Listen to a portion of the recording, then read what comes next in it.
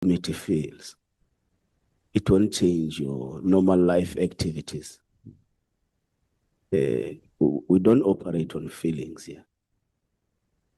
This committee does not operate on feelings. Sorry, sir, could you kindly... I'm saying this committee does not operate on feelings. It operates on the basis of extracting facts from fiction. We're running an inquisitorial process to extract facts and evidence from fiction. And it's not meant to regulate any personal life of anyone. It is directed at checking whether or not the allegations leveled on the 6th of July, 2025 do actually stand, and are our government institutions captured or not. So this is not about your personal life. It's basically about the government people. It does not get entangled to your personal life. That's what this is about. The second thing that I've picked up is when you were responding to Honorable Sokanyile is on the relationship between you and Paul O'Sullivan. And as you explain, you go to an extent of saying, the fact is the investigations at IP do not have some of the relevant material to conduct investigations. And Paul does have some of the relevant material. Is that a concession that you have used Paul O'Sullivan to conduct IP investigation? Well, that's a bit of a jump in logic because he's one of the sources of information. There are others also.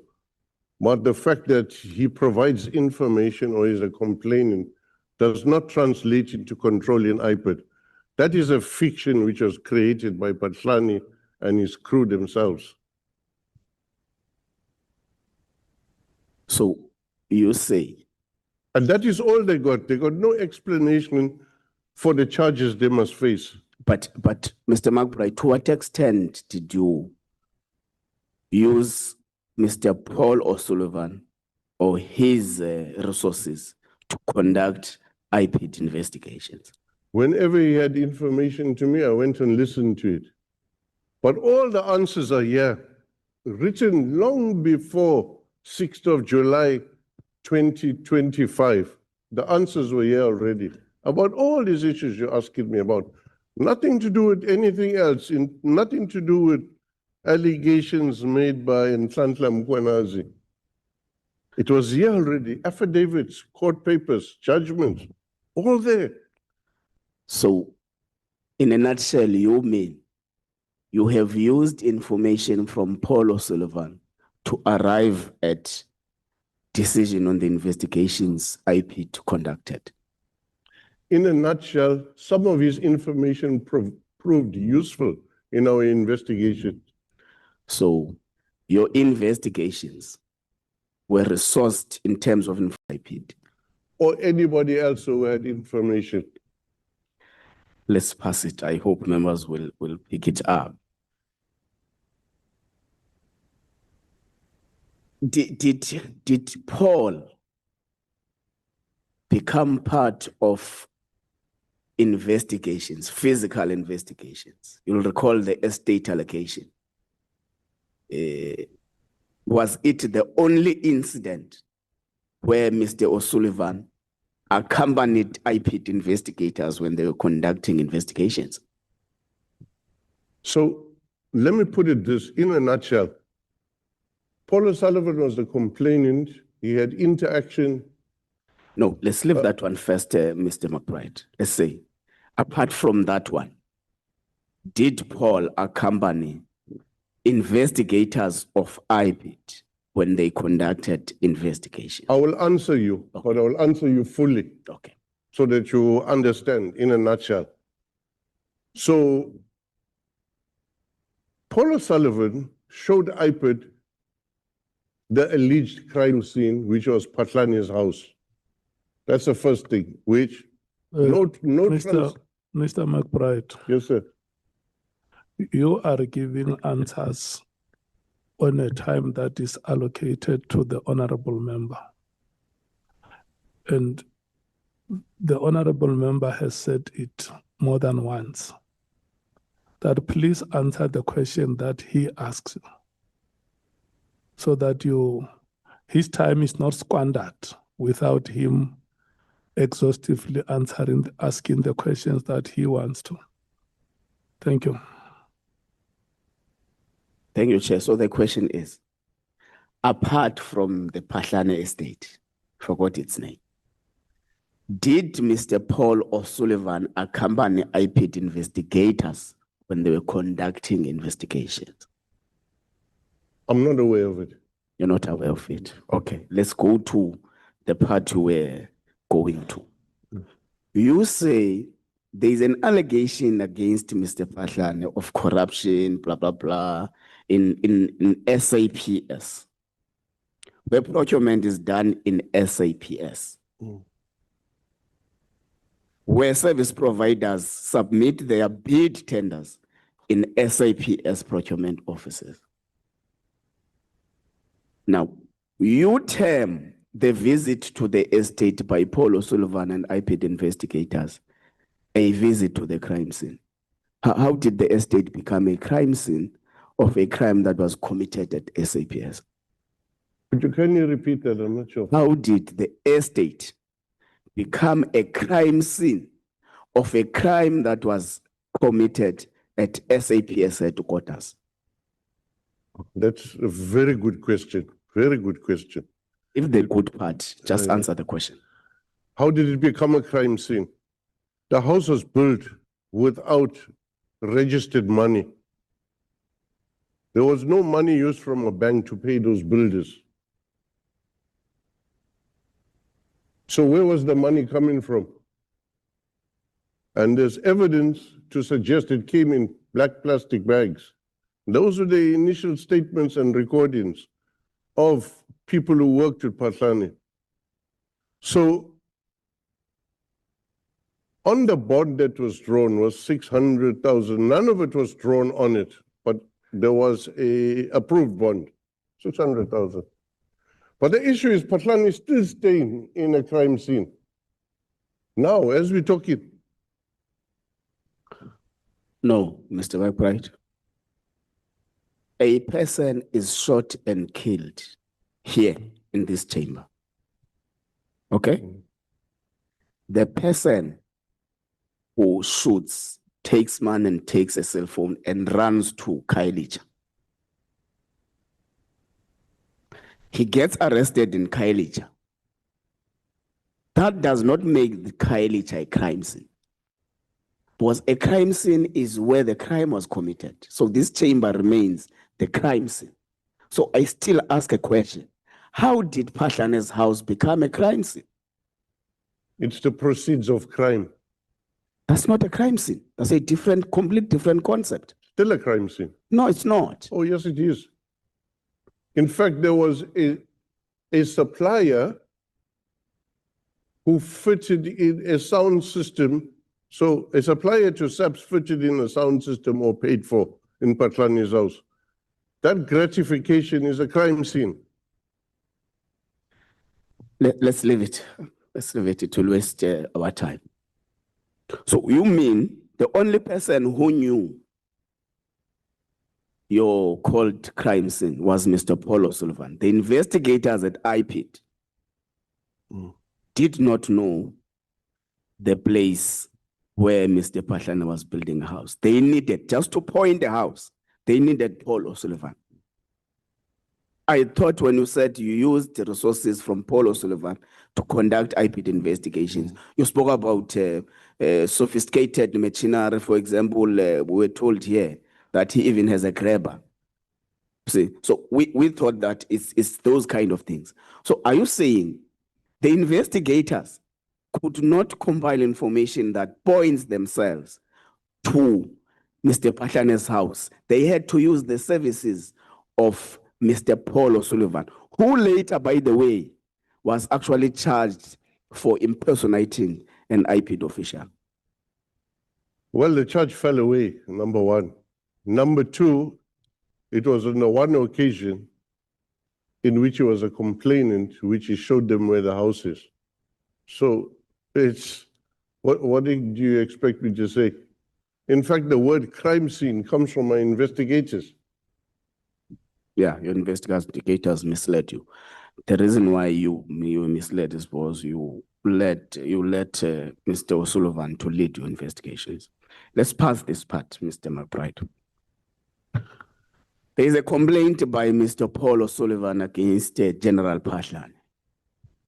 You formulate a task team. What they call the Pashlan task team. Is it the Pashlan task team? We could have called it the corruption task team, but Yeah, there are but lots of those. Yeah. The point I want to ask is it a usual procedure at IPID when investigating a complaint, you formulate a task team? Is it how you approach all complaints that are submitted at IPID? So, firstly, it was not a usual situation at IPID. I had two of my senior investigators unlawfully dismissed. We were denuded of resources of investigators. We prior to my arrival at IPID, there was a task team on Marikana.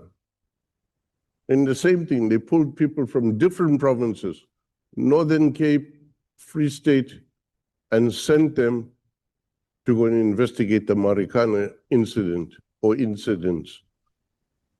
So it is done sometimes. So you mean the Pashlan accusations or allegations are as equivalent as a massacre? Equivalent as a murderer. Beg your pardon? I didn't understand your question. You make an example of a task informed on the Marikana massacre. Yes. So I'm saying, so you equivalent the complaints against Pashlan to a massacre. No, I didn't make any comparison. You asked, is it normal practice to set up a task team? So I told you the usual situation in IPID in 2016 November was unusual. Two of my most senior investigators were unlawfully dismissed. So we had to make do with what we got. It's a compulsion. We are compelled to investigate complaints and say whether they're valid or not. That's the law. So Mr. McBride, you say you don't usually appoint task teams to investigate complaints at IPID, but this was a special arrangement. And you explain it and say there are some special arrangements. So you say the complaint against General Pashlan was a special case. It warranted a task team. So it's the first time we had such a major systemic corruption matter to deal with. Prior to that, the systemic corruption case we were dealing with, which probably is the real reason why we got into trouble along the way, is the Panday case, which we had to take over at a certain stage. But I'll get back to that just now. But this one involved drugs going missing, illicit narcotics from the lab, rhino horn, stuff that's supposed to be evidence in cases. And we needed to put together a team. And that's what happened. You can say, yes, it was wise, it was not wise, or it should be considered different in different circumstances. Given the same circumstances, under the same conditions, with the very same allegations, I'll do it again. Okay. Allegations are that, which were confirmed by both General Pashlan and Mr. Nkabinde, are that you connived with Paul O'Sullivan, established a task team to taint his image so that he gets fired from SAPS, and he does not become a national commissioner. What is your response to that? My response is, he got fired there even when I was not at IPID. He got charged by NPA when I was not at IPID, when I was not in the criminal justice system. He got dismissed from an acting post. If you are still willing to believe Cedric Ikabinde, there's no hope for you, honorable person. Chair, Yeah, no. Honorable, Mr. McBride, you see how we treat you as a witness. Each and every witness that comes before us is treated like that. And when you speak the truth, you do not have to do that at the expense of another witness. Just speak the truth the way you know it. Because the truth does not need majority and does not even need to be backed by a personal attack on the other witness. Thank you. Thank you. thank you, Chair. Yes, Chair, of course, it's correct. We're compiling evidence, so no one is supposed to cast doubt on someone else's evidence. And I set allegations. So I don't know where you get that if I believe there is no hope. And please don't do that again, so that we have a smooth interaction, a conversation. Let's pass this stage and go to you allege in paragraph 53 that former Minister Nathi Nqola established a reference group to investigate on how does IPID investigate in complaints, and you term it as political interference. And what is the actual envisaged accountability framework at IPID? Well, what we know now is that what independence actually means from the McBride versus Minister of Police, meaning Nqola case in the Constitutional Court. It means operational and structural independence. That's what it means. You cannot get outsiders, including civilians, to come and question us about our investigations, to demand dockets from us. And that's what happened. So yes, there's political interference. They should have backed off. So the reference group was comprised of civilians. Say again, sir? I'm saying the reference group established by former Minister Nqola was comprised of civilians. And that's part of the uncomfortability around it. A sitting prosecutor for the NPA, what's his business to check how we investigate? Let's pass that. So you investigate a rendition case against General Spear and Dramat. So how do you then become on the side of the wrong and subsequently get suspended? Can I repeat it? What did you get? The suspension was unlawful. The whole world knows that. No, let's leave the lawfulness. Yeah. Let's talk about you were on this side investigating these ones who are accused of rendition.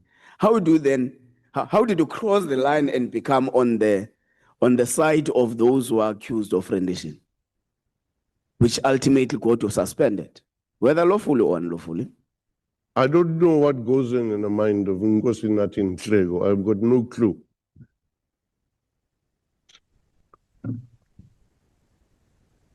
Are you done now? So you don't know how you became a part of the suspects on the rendition case? I've given you my answer. That is my answer. Ask Nqola what was going through his mind. No. You are not going to do that, Mr. McBride.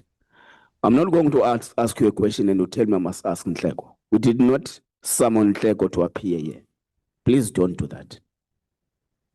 Please don't do that. If you're unable to answer, just say I'm unable to answer and we pass. All I know, it was unlawful.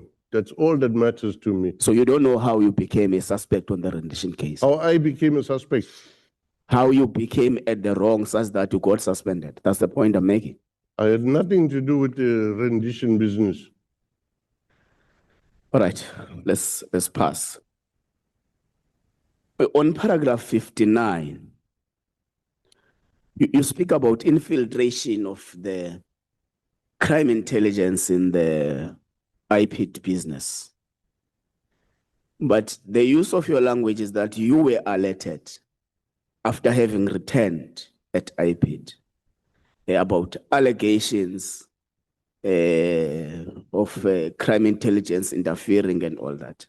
But did you formally, because I think when you were back as the executive director at IPIT, you were supposed to have been given a formal report of the work that has been done whilst you are in suspension. But here in the paragraph, you speak about being alerted, about allegations and all those stuff. You don't say, I called an executive meeting, if it's an executive meeting, I requested a report on investigations. And this is what we picked up about the crime intelligence infiltration at IPIT. Yes, sir, you're quite accurate on that. Firstly, I did not get a handover report. Khamanyane ran away as an acting ED. He ran away, never came back. So there's no handover report. Who do I ask for what happened? So you'd have situations like Leon Mbangwa being a chair for IPIT appointments. We have a situation where the corporate services head is suspended, but they appoint a new one in the place to act from outside, someone who is not part of IPIT to act in a position that is not vacant, it is filled by someone. And you have illegal alien, Leon Mbangwa, sitting as a chairperson of that meeting. Now, that will give you an idea what's going on in Nqola's mind.